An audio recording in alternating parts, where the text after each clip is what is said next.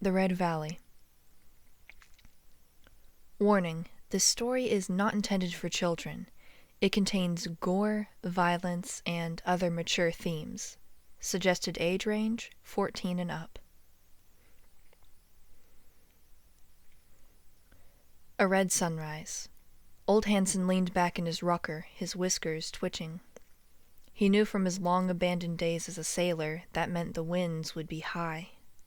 He lived his days in the same weather-beaten house, watching life go by in the old, dented rocker that sat on the tiny front porch.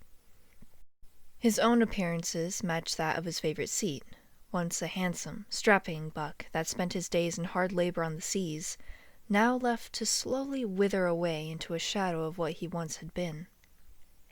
Sure, the fire in his eyes and the tenacity of youth was still present in him, but now it had become tarnished with age and disuse.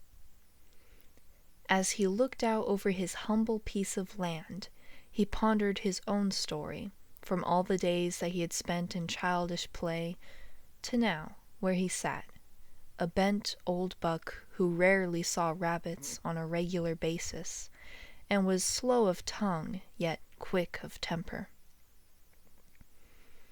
He knew that it would be his downfall, as well as his other faults, like so many times before. But he did not care.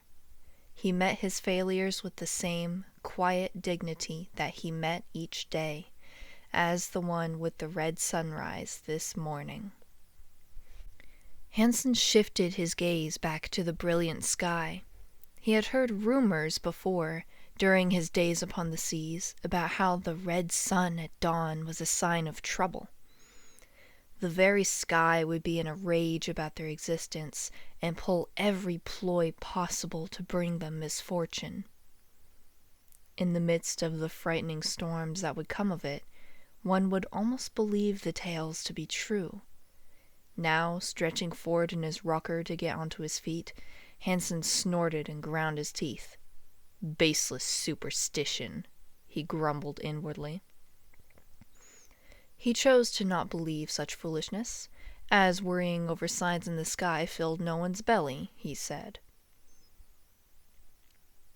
As he turned toward the house, he thought he saw a flicker in the corner of his eye.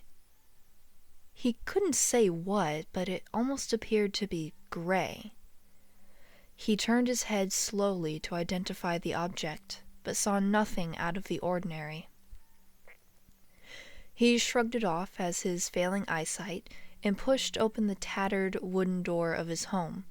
He got inside and closed the door so quickly behind him that he didn't hear the low, steady growl that came from the underbrush nearby.